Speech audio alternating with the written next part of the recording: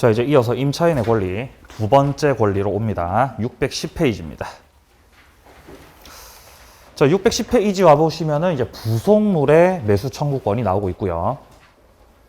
자, 그리고 오른쪽 밑에 5번에 보시면은 지상물 매수 청구권이 나오죠. 자, 둘의 공통점이 뭐예요?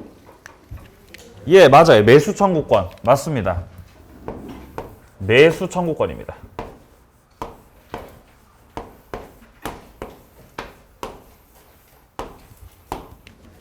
자, 매수 청구권인데 부속물 매수 청구권이 있고, 그리고 지상물 매수 청구권이 있는 거지.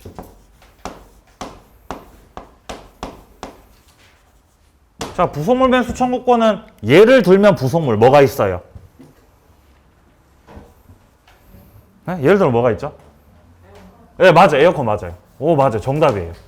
합격. 예, 에어컨.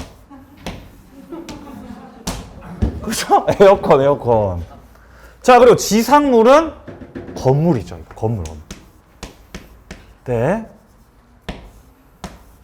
자, 그리고요. 부속물 매수 청구권 같은 경우는 임차인 중에서도 건물 임차인입니다.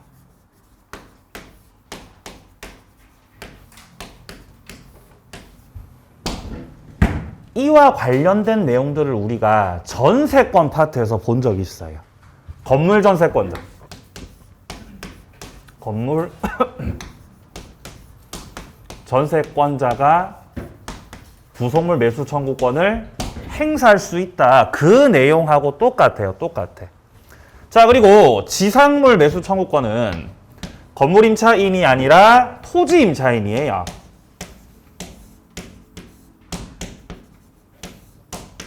자, 그래서 토지 임차인의 권리와 건물 임차인의 권리가 이렇게 둘로 이렇게 나눠져 있다는 것을 좀 파악을 하셔야 되고요. 그리고 지상물 매수 청구권은 우리가 지상권 파트에서 봤었죠. 이건 지상권자의 권리이기도 하죠. 이렇게 쪼개집니다. 둘로 쪼개져. 자, 먼저 부속물 매수 청구권은 이거죠. 일단 건물 임차인이 있겠죠. 건물 임차인. 자, 그러면 건물주가 계시고 이 갑소유의 건물에 대해서 을이 건물 임차인으로 들어와서 지금 사용을 하고 있다. 자, 근데 사용을 하다가 뭔가 물건을 설치했는데 그 물건이 안 합쳐지면, 네? 합쳐지면 안 합쳐지면, 안 합쳐지면 안 합쳐지면. 그러니까 독립성이 있다는 거죠. 뭔가 설치했을 때 독립성이 있으면 그걸 뭐라 그런다? 예, 부속물이라 그러죠. 에어컨 설치했다. 그럼 그것은 건물과 합쳐지지 않았기 때문에 부속물이고, 이 부속물은 임차인 을의 소유죠.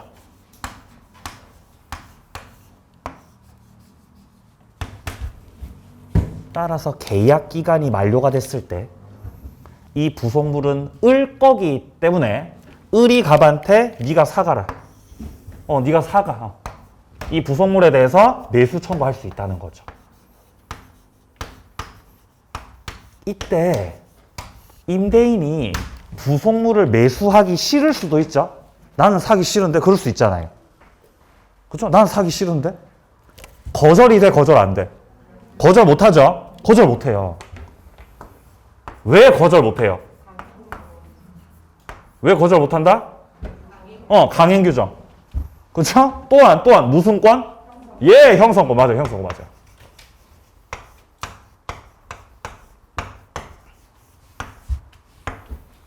어떻게 알고 있느냐? 오늘 처음 하는데 어떻게 알고 있느냐? 자, 이것은 전세권 파트에서 봤던 내용하고 똑같기 때문입니다. 전세권자가 행사했던 부속물 매수 청구권도 강행 규정이고 형성권이고 설정자가 거절 못했어요. 마찬가지입니다. 거절 못합니다. 매수하셔야 돼요. 자, 뿐만 아니라 이 매수 청구권 있죠. 부속물 매수 청구, 지상물 매수 청구 둘 다 마찬가지예요. 이 두 가지의 매수 청구권은 둘 다 형성권이고, 둘 다 형성권이고, 둘 다 강행 규정이에요. 둘 다 그렇습니다. 헷갈릴 필요 없어요. 바로 그거죠. 그렇죠. 자, 근데 아무 때나 매수 청구할 수 있는 게 아닙니다. 요건이 필요합니다. 매수 청구를 하기 위한 요건이 필요해. 에어컨을 제멋대로 설치한 다음에 다 사가라. 이거 아니죠? 자, 조문 확인합니다. 646조. 자, 1항에 보시면 건물 기타 공작물의 임차인이 사용 편익을 위해서 임대인의 동의 얻어 부속한 물건이 있을 때 임대인의 동의를 잘 봐줘야죠. 동의받아 설치했을 때 매수 청구할 수 있습니다. 뿐만 아니라 임대차 종료 시 매수 청구할 수 있다. 뿐만 아니라 2항에 보시면 임대인으로부터 매수한 부속물에 대해서도 전항과 같다. 그러니까 매수 청구의 요건은 임대인으로부터 뭐를 받고 설치? 동의 받고 설치. 동의를 받고 설치했든가 아니면 임대인으로부터 뭐 했든가? 매수했든가. 매수한 물건이었든가. 둘 중에 한 가지 요건을 갖춰야 비로소 매수 청구할 수 있는 겁니다. 자, 밑으로 내려오세요. 요건. 요건 첫 번째 동그라미 1번 건물의 임차인이라는 거 확인하시고요. 건물의 임차인. 그리고 임대인의 동의 확인하시고요. 그리고 임대인으로부터 매수한 부속물 확인하시고요. 자, 그리고 동그라미 2번입니다. 구성 부분으로 되지 않았다. 그러니까 부속물이라는 건 독립성이 있다라는 거 역시 확인을 합니다. 자, 내려갑니다. 효과. 형성권. 형성권. 둘째 줄. 임차인이 매수 청구를 하면 임대인의 승낙 없이도 이 부속물에 대해서 매매 계약이 강제로 성립이 된다. 그러니까 매매를 만들어 버린다라는 거죠. 자, 내려갑니다. 밑에 양괄호 3번입니다. 강행 규정이다. 그러니까 배제 특약이 다 무효가 된다는 겁니다. 배제시킬 수 없어요. 자, 오른쪽 페이지 갑니다. 양괄호 4번. 부속물 매수 청구를 할 수 없는 경우에요. 자, 동그라미 1번은 파란 색깔에 보시면은 목적물의 구성 부분으로 된 증축 부분이라고 돼 있죠. 이런 걸 뭐라고 해요, 우리가? 부합물이라고 해요. 부합물에 대해서는 유익비 청구를 해야지 부속물 매수 청구의 대상이 아니라는 거죠, 지금. 자, 동그라미 2번. 일시 사용 임대차 안 돼요. 일시 사용 임대차가 뭐라 그랬어요, 제가? 숙박이요. 그죠? 모텔 들어가서 에어컨 설치하고 사가라. 말이 안 되잖아요, 그거는. 그건 안 된다는 거, 안 된다. 안 돼. 자, 세 번째. 임차인의 채무 불이행으로 임대차가 해지될 때. 임차인께서 2기의 차임을 연체하셨네요. 그럼 쫓겨납니다. 쫓겨날 때는 부속물 매수 청구권 인정되지 않는다. 자, 4번. 주인의 동의 없이 동의 안 받고 제멋대로 설치했죠. 매수 청구 대상이 아니다. 자, 그리고 동그라미 5번입니다. 임차인의 어떤 특수한 목적을 위해서 부착시킨 것도 매수 청구 대상이 아니에요. 간판 같은 게 대표적이죠. 자, 이제 다음 매수 청구로 내려갈게요. 지상물 매수 청구권입니다. 자, 밑에 643조가 나와 있는데요. 지상물 매수 청구는 토지 임차인입니다. 토지 임차인. 자, 토지를 갑이 소유하고 있고 갑 소유 토지에 대해서 을이 토지 임차인이다. 자, 그러면 토지 임차인 을 같은 경우는 건물을 신축할 수 있죠. 자, 지상 건물을 신축하였고 이 건물은 을 거죠. 근데 임대차 기간이 만료가 됐는데 임대차가 끝났는데 그럼에도 불구하고 지상물은 아직 현존할 수 있습니다. 쌩쌩하게 남아있어요. 자, 그러면 임차인이 이제 토지를 반납하고 나가셔야 되는데 건물이 남아있으니까 여기에 대해서 1차적으로 뭐부터 청구해야 되죠? 예, 맞아요. 갱신 청구. 1차적으로 계약의 갱신을 청구하고 갱신 청구는 임대인이 거절할 수 있습니다. 이거를 거절했을 때 이제 2차적으로 지상물 매수 청구하는 거죠. 근데 갱신 청구는 거절할 수 있었지만 매수 청구는 거절 못해. 거절 못해요. 선생님 거절 못합니다. 그럼 지상물에 대해서 매매 계약을 형성시킵니다. 그래서 무슨 권이다? 예, 형성권이라는 거죠. 지상권자가 행사하는 거하고 내용 똑같습니다. 자, 밑에 조문 확인하죠. 건물 기타 공작물 소유 또는 식목 체험 목축을 목적으로 한 토지 임대차 기간이 만료한 경우에 토지 임대차입니다. 자, 건물 수목 기타 지상시설이 현존하고 있을 때에는 우리 토지 임차인은 임대차 계약의 갱신을 청구할 수 있다. 1차적으로요. 자, 이때 임대인이 그 갱신을 거절할 때는 임차인은 임대인에 대해서 상당 가액으로 지상시설에 대해서 매수를 청구할 수가 있다. 자, 뒤로 넘어가세요.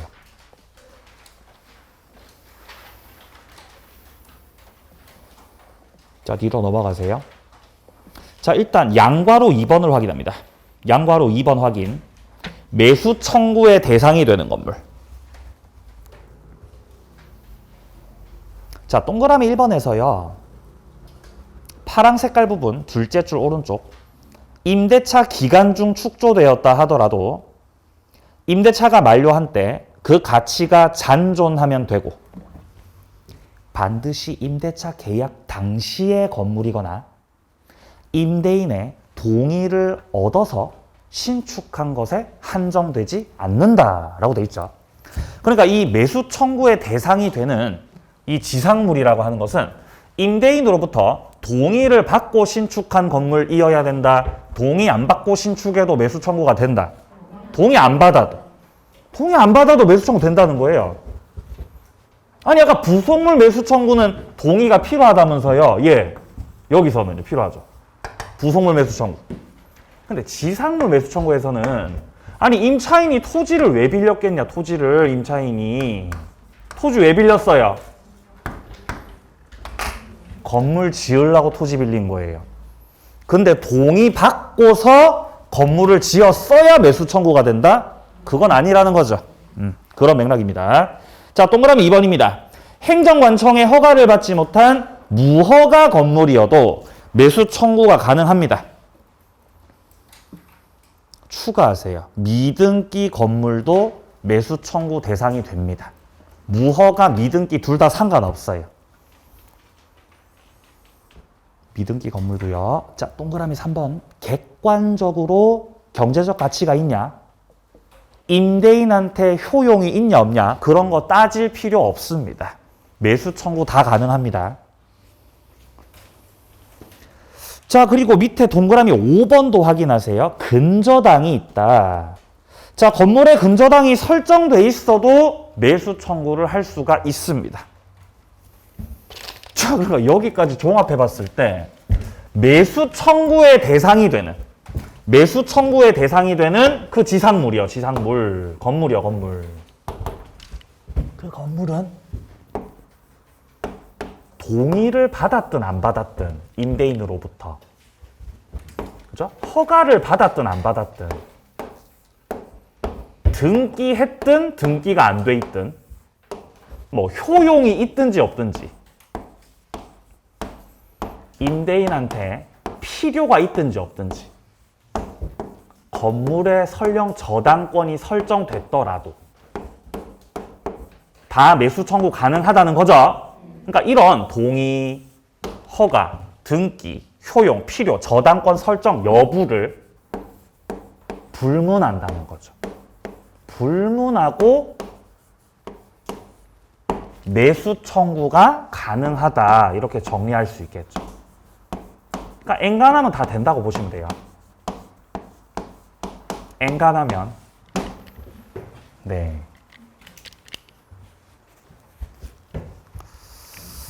그렇다는 거죠. 예.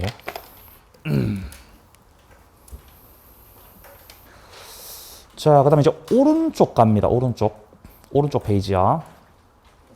자, 오른쪽 페이지 보시면 동그라미 6번에 지상물 매수 청구 대상이 될 수 없는 경우가 나와 있어요. 여기서 디귿을 좀 확인하세요. 디귿에서 넷째 줄 보시면요. 임차인 자신의 어떤 특수한 용도나 어떤 사업을 위해서 설치한 거다. 해당하지 않는다라고 돼 있죠. 확인합니다. 자, 내려갑니다. 양보로 3번. 매수 청구권자. 자, 청구권자가 누구냐? 당연히 건물주죠.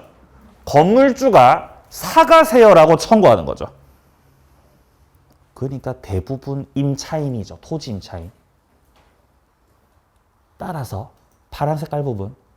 건물을 신축한 임차인이 건물을 딴 사람한테 양도해버리면 이제 더 이상 건물주가 아니라는 거죠? 매수 청구 못해요, 그러면.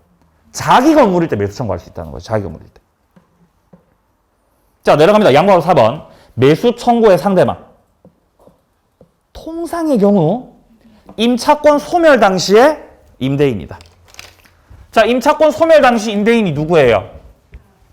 얘잖아요. 얘한테 매수 청구한다. 매수 청구. 임차권 소멸 당시에 임대인한테 매수 청구한다.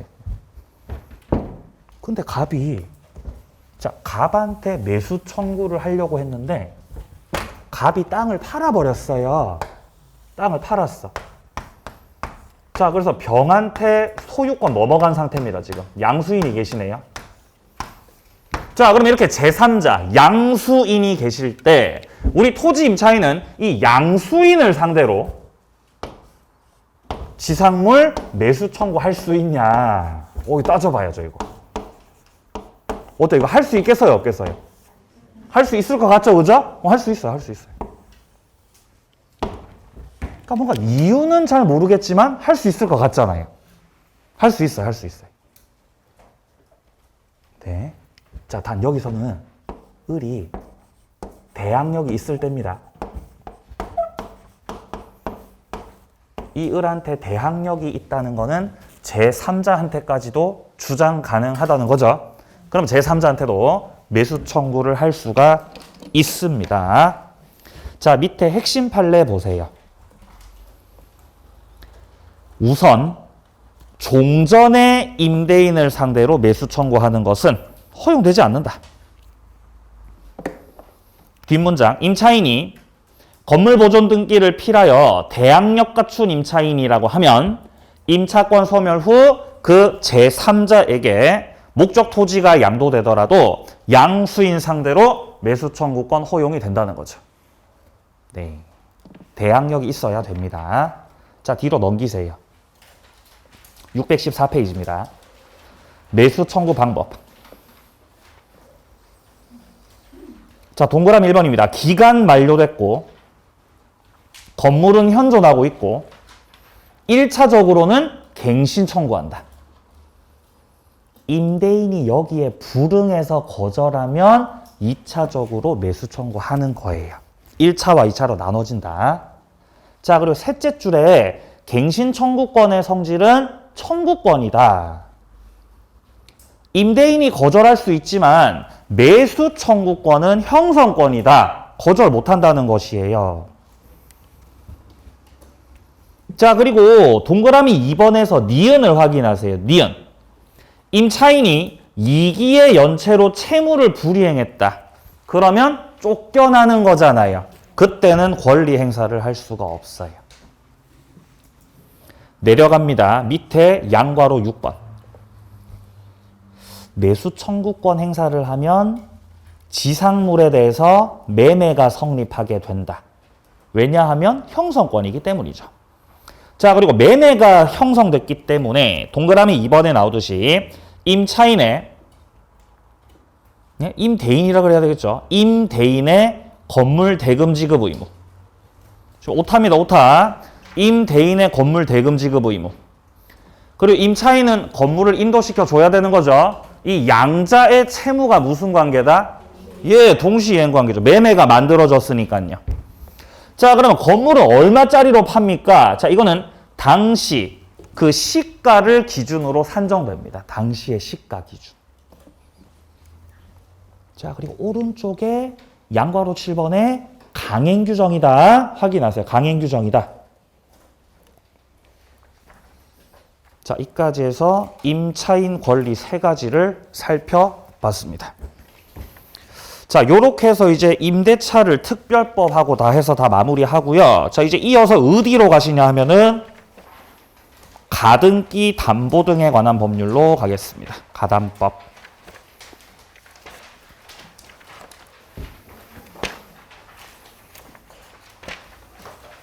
네, 근데 지금 들어가기는 뭔가 좀 애매한 것 같아요. 예? 지금 들어가긴 좀 뭔가 애매한, 중간에 끊긴다고 이러면. 그래서 지금 식사하셔도 괜찮죠? 그죠? 지금 식사하시고요. 2시 반부터 가담법 이어서 갑니다.